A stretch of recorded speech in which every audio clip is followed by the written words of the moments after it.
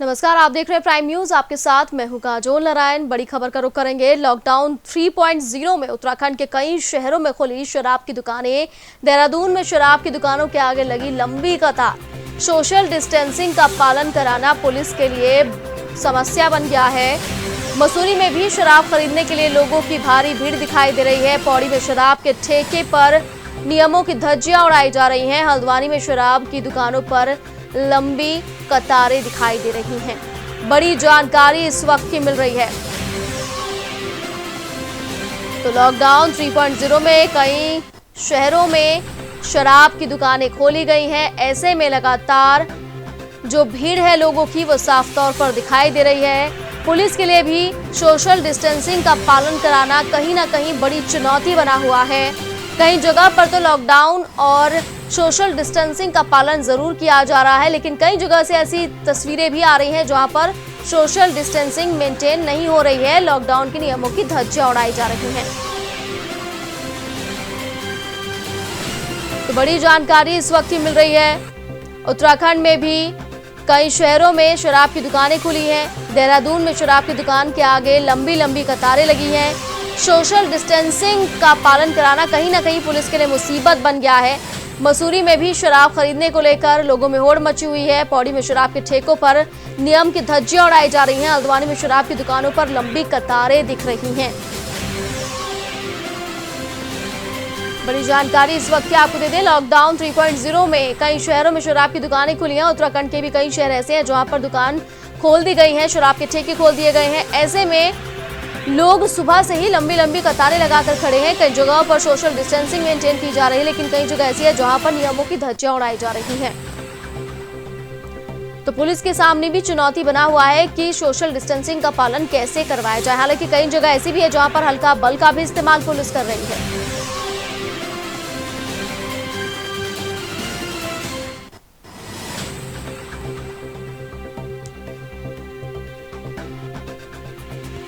ये तस्वीरें आप देख रहे हैं उत्तराखंड के अलग अलग शहरों की, जहां पर शराब के ठेके खुल गए हैं, शराब की दुकानें खुल गई हैं। पुलिस बल तैनात है चौपे चौपे पर, लेकिन भारी भीड़ होने की वजह से पुलिस के सामने बड़ी चुनौती है। हालांकि कुछ जगह पर लोग समझदारी के साथ लाइन में लगे हुए हैं। तो लॉकडाउन 3.0 में शराब की दुकानों के खुलने के बाद वहां की क्या स्थिति है, ये हम आपको 4 तस्वीरों के जरिए दिखा रहे हैं और समझा रहे हैं कि कैसे कई जगहों पर तो सोशल डिस्टेंसिंग मेंटेन की जा रही है, लेकिन कई जगहों पर सोशल डिस्टेंसिंग का उल्लंघन किया जा रहा है। ये वो 4 तस्वीरें पौड़ी, देहरादून, मसूरी, हल्द्वानी। पौड़ी में आप देख सकते हैं कि लोग सोशल डिस्टेंसिंग मेंटेन कर रहे हैं, शराब की दुकानों पर खड़े होकर लाइन में लगे हुए हैं। पुलिस बल की तैनाती भी है, लेकिन भारी भीड़ जरूर दिखाई दे रही है। वहीं दूसरी तरफ देहरादून में आप देख सकते हैं कि पूरे रोड पर चप्पे चप्पे पर पुलिस बल की तैनाती है। पुलिस बल लगातार सख्ती से पालन करवा रहा है लॉकडाउन का। जितनी भी शराब की दुकानें हैं वहां पर पुलिस वहां पर खड़ी हुई है, सोशल डिस्टेंसिंग मेंटेन करवा रही है। मसूरी की तस्वीरें आप देख रहे हैं। मसूरी में भी लोग सोशल डिस्टेंसिंग का पालन करके शराब की दुकानों पर जा रहे हैं और शराब खरीद रहे हैं। और चौथी तस्वीर हल्द्वानी की है। हल्द्वानी में आप देख सकते हैं कि भारी भीड़ है सड़कों पर, लोग वाहनों के जरिए आ रहे हैं। वहां पर पुलिस को हल्का बल का भी इस्तेमाल करना पड़ा है, लेकिन पौड़ी में कहीं ना कहीं सोशल डिस्टेंसिंग की धज्जियां उड़ाई गई हैं। पौड़ी की आप भीड़ देखिएगा किस तरह से लोग यहां पर सोशल डिस्टेंसिंग का पालन नहीं कर रहे हैं, ना ही लॉकडाउन के नियमों का यहां पर पालन किया जा रहा है, उल्लंघन किया जा रहा है। तो वहीं दूसरी तरफ देहरादून, मसूरी की हम बात करें, यहाँ पर सोशल डिस्टेंसिंग मेंटेन की जा रही है। साथ ही साथ पुलिस बल भी काफी ज्यादा सख्त है। हालांकि पुलिस के सामने बड़ी समस्या है क्योंकि भारी भीड़ है, तो ऐसे में सोशल डिस्टेंसिंग का पालन कराना बहुत बड़ी चुनौती पुलिस के सामने है। वहीं कुछ शर्तों के साथ हल्द्वानी में शराब की दुकानें खुल चुकी हैं। आज सुबह 7 बजे से जैसे ही शराब की दुकानें खुली तो लोगों की लंबी लंबी कतारें दिखाई दी। सैकड़ों लोग हल्द्वानी शहर की खुली एकमात्र शराब की दुकान में शराब खरीदने पहुंच गए। इस दौरान प्रशासन और पुलिस को शराब खरीदने आए लोगों को सोशल डिस्टेंसिंग का पाठ भी पढ़ाना पड़ा, लेकिन उसका असर दिखाई नहीं दिया। हल्द्वानी के बीच बाजार में एकमात्र शराब की दुकान खुली होने की वजह से लंबी लंबी कतारें लग गई हैं। आप देख सकते हैं तस्वीरों में भी लोग लाइन में खड़े होकर शराब की दुकान के आगे अपनी बारी का इंतजार करते नजर आए हैं। हालांकि यहाँ पर चिन्ह भी नीचे लगाए हुए हैं कि सोशल डिस्टेंसिंग मेंटेन हो, लोग इस घेरे में खड़े हों, लेकिन उसके बाद भी जो लोग हैं वो भारी संख्या में पहुंच रहे हैं और एक ही दुकान है तो ऐसे में भीड़ और ज्यादा है। पुलिस को काफी बल का इस्तेमाल करना पड़ रहा है, कई जगह पर तो लाठी चार्ज भी करना पड़ रहा है। आप देख सकते हैं इन तस्वीरों में किस तरह से पुलिस यहाँ पर सख्ती से इन्हें सोशल डिस्टेंसिंग मेंटेन करने के लिए कह रही है, लेकिन एक दुकान है, इस वजह से पुलिस को भी कहीं ना कहीं काफी ज्यादा मुसीबत हो रही है, क्योंकि सैकड़ों की संख्या में लोग पहुंच रहे हैं, सुबह से ही पहुंचे हुए हैं। कुछ लोग तो स्टॉक करके भी रख रहे हैं।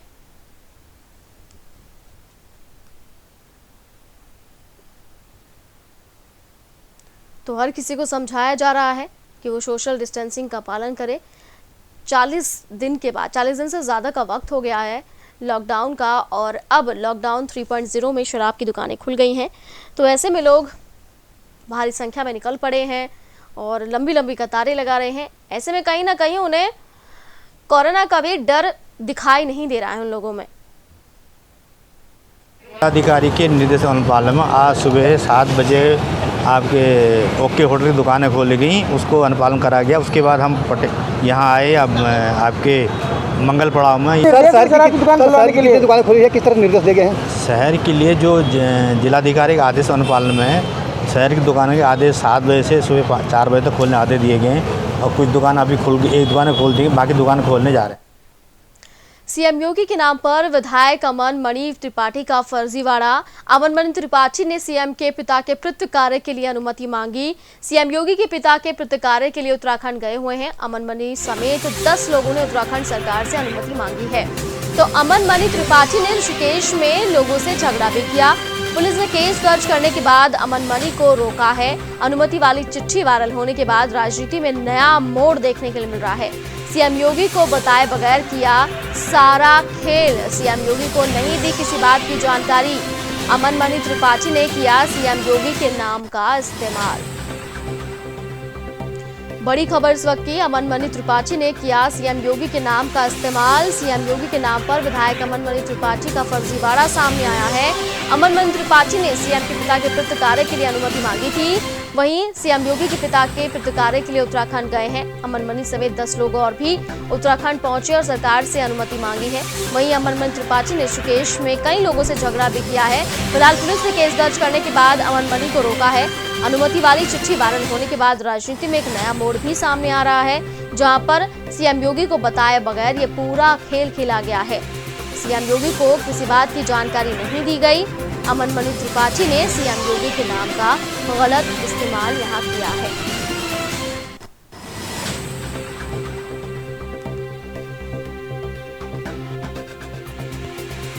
तो फिलहाल केस दर्ज कर लिया गया है और उनसे अब पूछताछ भी की जाएगी।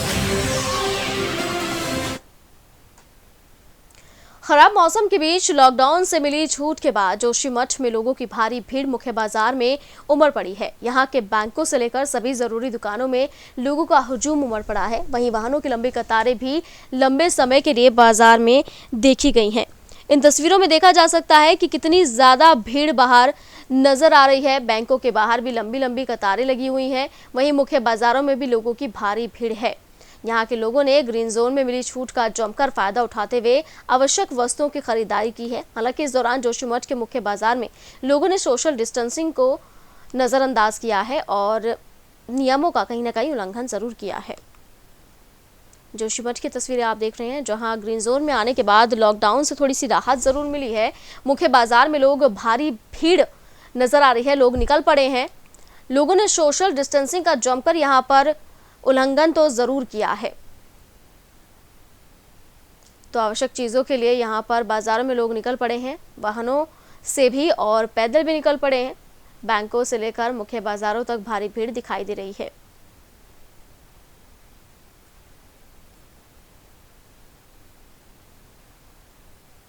देश में लॉकडाउन होने के बाद जसपुर के ग्राम पंचायत महुआ डाबरा में एक पेट्रोल पंप पर प्रधानमंत्री नरेंद्र मोदी के नाम पर एक मोदी रसोई का आयोजन किया गया है, जो 28 दिन के अंदर ही समाप्त कर दिया गया, जबकि देश में 14 दिन का लॉकडाउन बढ़ा दिया गया है, जिस पर जसपुर के मौजूदा विधायक आदेश सिंह चौहान ने इस पर सवाल खड़े कर दिए हैं। विधायक आदेश चौहान ने कहा है कि किस तरह से देश में प्रधानमंत्री नरेंद्र मोदी नागरिकों को गुमराह करते हैं, वैसे इस मोदी रसोई ने गरीबों से खिलवाड़ किया है। तो जसपुर में 28 दिन बाद मोदी रसोई बंद हो गई है। कांग्रेस विधायक ने सवाल उठा दिए हैं इस पर। जहां उन्होंने कहा है कि गरीबों से खिलवाड़ किया जा रहा है।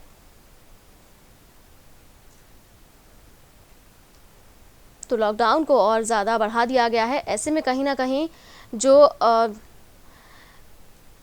कांग्रेस पार्टी जिस दिन से लॉकडाउन शुरू हुआ तो उसके दूसरे तीसरे दिन से हरकत में आई और उन्होंने देखा कि जो गरीब लोग हैं उनको भोजन दिया जाए और हमें 33 दिन लगातार भोजन बनाते और खिलाते हो गए, जिसमें एक दिन हमारा खाना नहीं बना था क्योंकि प्रशासन ने हमारे रसोई का काम बंद करा दिया, लेकिन वो अगले दिन हमने फिर पुनः शुरू किया है। और लेकिन मुझे आश्चर्य है कि दोनों जगह सत्ता में होने के बाद, क्योंकि गरीबों तक भोजन देने का वायदा जो भाजपा ने किया था वो आज 28 दिन में दम तोड़ गया, तो इससे आप सोच सकते हैं कि उनकी सोच करनी और कथनी में कितना अंतर है। और लेकिन हमारा प्रयास होगा, कांग्रेस परिवार का प्रयास होगा कि हमारी रसोई तब तक प्रयासरत रहेगी जब तक लोग श्रमिकों को यहाँ, क्योंकि लॉकडाउन नहीं खुल जाएगा और श्रमिकों को काम नहीं मिल जाएगा। लॉकडाउन जारी होने के बाद कई परिवार ऐसे हैं जिनके सामने रोजी रोटी का संकट खड़ा हो गया है, लेकिन इस संकट को दूर करने के लिए रुड़की के कुछ युवा आगे आए हैं। इन युवाओं ने एक टीम बनाकर गरीबों के लिए खाने का इंतजाम किया है। इसके लिए युवा निरंतर ऐसे परिवारों तक खाना पहुंचा रहे हैं जो रोजमर्रा की कमाई करके अपना घर चलाते थे और लॉकडाउन के बाद इनकी वो कमाई भी बंद हो गई है। रुड़की के रामनगर में इन नौजवानों की रसोई में पिछले 38 दिनों से सैकड़ों लोगों के लिए खाना बनता है और उसके बाद ये युवा टीम घर घर जाकर खाना पहुंचाती है। इन युवाओं का कहना है कि उनका प्रयास है कि इस आपदा की घड़ी में कोई भूखा ना सोए। तो रुड़की की तस्वीरें आप देख रहे हैं जहां पर गरीबों को खाना खिला रहे हैं युवाओं की टीम। लॉकडाउन में फंसे गरीबों को खाना खिलाया जा रहा है। उन लोगों को चिन्हित किया जा रहा है जो लोग ऐसे हैं जो रोज खाने कमाने वाले थे, जिनका अब कोई सहारा नहीं है, कमाई का कोई साधन नहीं है। पिछले 48 दिन से लगातार ये लोग मदद कर रहे हैं, खाना बनाकर इनके घर तक पहुंचा रहे हैं। साथ ही साथ कोई भी ज़रूरत का सामान उन्हें चाहिए हो वो भी उनके घर तक पहुंचा रहे हैं। हो गया आप सब भाइयों से, सब लोग घर में रहे। अपना ये संदेश मैं सबको देना चाहता हूँ, जितने भी भाई लोग बाहर से आ रहे हैं या पैदल आ रहे हैं, घर से बाहर निकल रहे हैं, वो सब लोग घर में रहें। हम आप सब लोगों के लिए खाना घर तक प्रोवाइड कर रहे हैं। जो लोग बेचारे रिक्शा चलाते थे, मजदूरी करते थे, जो लोग बाहर नहीं निकल पा रहे हैं बिल्कुल भी, जिनके घर में एक वक्त का राशन भी नहीं है, हम सब उन लोगों के घरों में राशन पहुंचा रहे हैं। और सब लोगों को जितना भी हमें दिख रहा है एरिया जहां पर लोग भूखे सो रहे थे, हम लोग वहां तक के राशन पहुंचा रहे हैं, खाना पहुंचा रहे हैं। रिक्वेस्ट है कि बाहर आए, सामने आए और जो गरीब है, जो भूखा सो रहा है, कि उनकी हेल्प करें। कोई भी ऐसा व्यक्ति ना हो जो भूखा सोए रात को, उनकी हेल्प करें। जैसे हमारे प्रधानमंत्री नरेंद्र मोदी जी ने कहा है कि भाई के सोशल डिस्टेंस रखें और उनका लॉकडाउन का पालन करें, जो वो समझा रहे हैं। बार बार लोगों को कह रहे हैं कि भाई सोशल डिस्टेंस और अपने पालन करें इसका, लॉकडाउन का। और मेरे जितने युवा साथी हैं, हमारा कहने का यही है कि बस कोई रात को भूखा ना सोए, कोई पूरे दिन भूखा ना रहे। विशाली के सामने बालाजी कार्बोक पे मेरा भंडारा चल रहा है 23 मार्च से, और मैं लोगों की सेवा में तत्पर हूँ। और तुम्हारा कहते हैं आप लोग भी देखो, जिसको मुझे सेवा करनी है, मुझे जिसकी आप लोग बता सकते हैं। मिल रहा है कोई सहयोग नहीं है मुझे, बस आस पड़ोस के लोगों का सहयोग है। मसूरी से प्रवासी मजदूरों को भेजने का सिलसिला लगातार जारी है।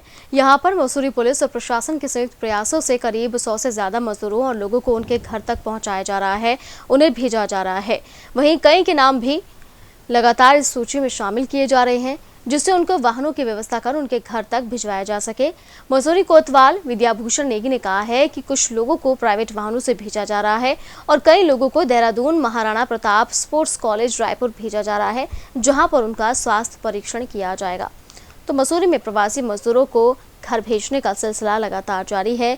2 दिनों में 100 लोग भेजे गए हैं। सभी का स्वास्थ्य परीक्षण भी करवाया जा रहा है, ताकि अगर कोई कोरोना संक्रमित मिलता है तो उसे क्वारंटाइन किया जाए, क्वारंटाइन करने के बाद उसे घर भेजा जाए। जो है आज हमने जो मसूरी से मूव कराया है, टोटल कल से जो है 66 आदमियों को यहाँ से जो है मूव कराया है। इसमें से जो है राजस्थान के 12 लोग थे, 20 जो है कुमाऊं में भेजे गए, कुमाऊं मंडल के हैं। इसके अलावा 20 जो है चमोली जनपद और 14 जो है पौड़ी जनपद के भेजे गए। पौड़ी के तो कल मूव हो चुके हैं, बाकी हमने यहाँ से जो है इनको नीचे जो है देहरादून में भेजा है, जहाँ पर ये महाराणा प्रताप जो हमारा वहाँ पे वो है उससे मूव करेंगे और ISBT से जो है ये लोग। गदरपुर के नजदीक गांव में प्रिंस ईंट भट्टे पर काम करने वाले युवक की करंट लगने से मौत हो गई। इस घटना की जांच अधिकारी थानाध्यक्ष जसविंदर सिंह ने बताया कि 32 साल का युवक प्रिंस ईंट भट्टे पर कार्य करता था। ये वहां ड्राइवर के रूप में नियुक्त था। खाली समय में ट्रैक्टर की धुलाई कर रहा था। मोटर बंद करते समय अचानक वो करंट की चपेट में आ गया, जिससे उसकी मौके पर ही मौत हो गई। तो गदरपुर का एक पूरा मामला है जहां पर 32 साल के युवक की करंट लगने से मौत हो गई। ट्रैक्टर की सफाई करते वक्त यह हादसा हो गया। ईंट भट्टे में ड्राइवर का काम करता था ये युवक। ईंट का भट्टा है, उस भट्टे पे अहमद अली पुत्र अकबर अली नामक एक व्यक्ति है जो ट्रैक्टर ड्राइवर था। उसकी आज मोटर से विद्युत प्रवाहित होने के चलते जो है डेथ हो गई है, जिसके चलते जो है परिजन उसको घर ले गए थे और हमारे द्वारा घर पे जाके पंचायतनामा तैयार किया है और पंचायतनामे के बाद जो है शव को पोस्टमार्टम के लिए भिजवा दिया गया है। प्रथम दृष्टया तो करंट लगना ही प्रतीत हो रहा है, लेकिन वास्तविक मृत्यु के कारण के बारे में पोस्टमार्टम रिपोर्ट के बाद ही जानकारी मिल पाई। अभी 174 की कार्रवाई जांच जारी है और यदि कोई लापरवाही होगी तो उसके खिलाफ भी कार्रवाई की जाएगी और यदि लापरवाही नहीं होगी तो उसे भी देखा जाएगा।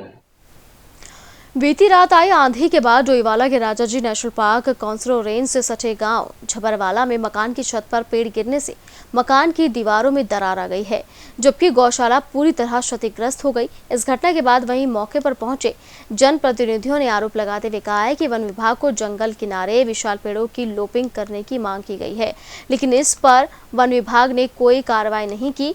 इसी की वजह से सूखा पेड़ मकान पर गिर गया और ये घटना घट गई। तो डोईवाला का पूरा मामला है जहां पर आंधी की वजह से मकान पर पेड़ गिर गया, जिसकी वजह से मकान की दीवारों में दरार आ गई है। पीड़ित परिवार ने मुआवजे की मांग की है।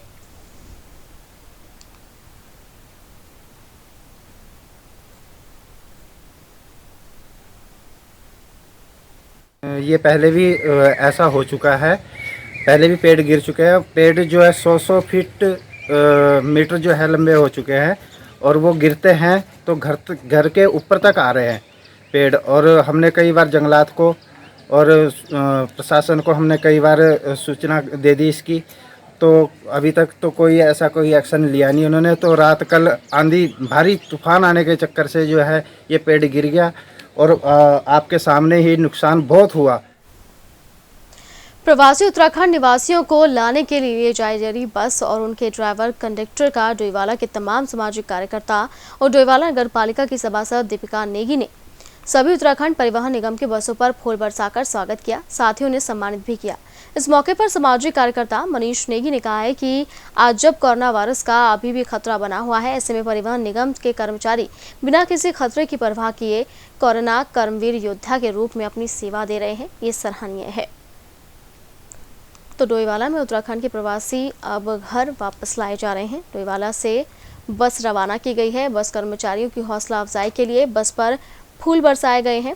साथ ही साथ वहां के सामाजिक कार्यकर्ता जो हैं वो भी उनकी हौसला अफजाई कर रहे हैं। साथ ही साथ ये कह रहे हैं कि जिस तरह से ये लोग काम कर रहे हैं वाकई वो काबिल तारीफ है, क्योंकि बिना अपनी जान की परवाह किए बना ये लोग इस समय में भी काम में जुटे हुए हैं।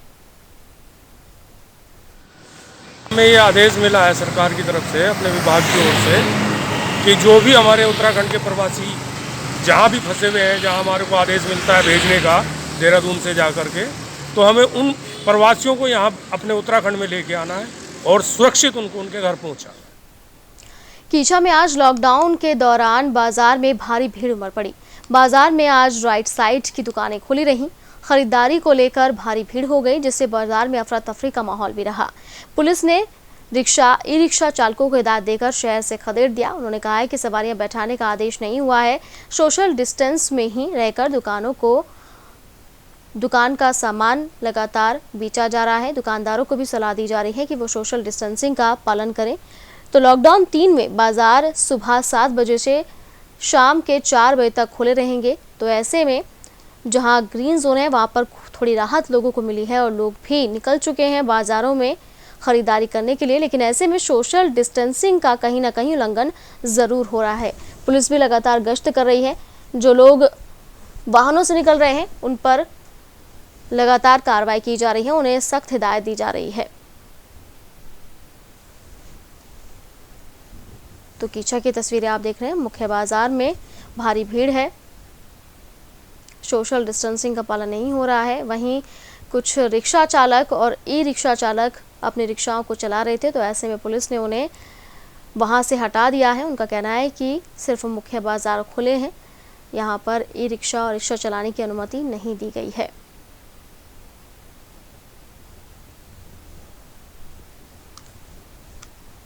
कीचा की तस्वीरें आप देख रहे हैं। लॉकडाउन 3.0 शुरू होती ही बाजारों में लोगों की भीड़ साफ तौर पर दिखाई दे रही है। खरीदारी को लेकर भी बाजार में काफ़ी अफरा तफरी दिखाई दे रही है।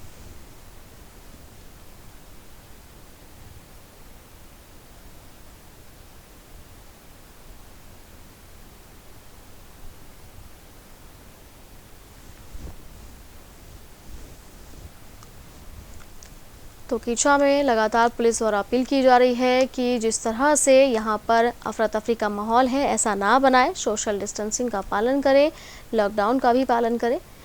सुबह 7 बजे से लेकर शाम के 4 बजे तक बाजार खोलने की अनुमति ग्रीन जोन में दे दी गई है।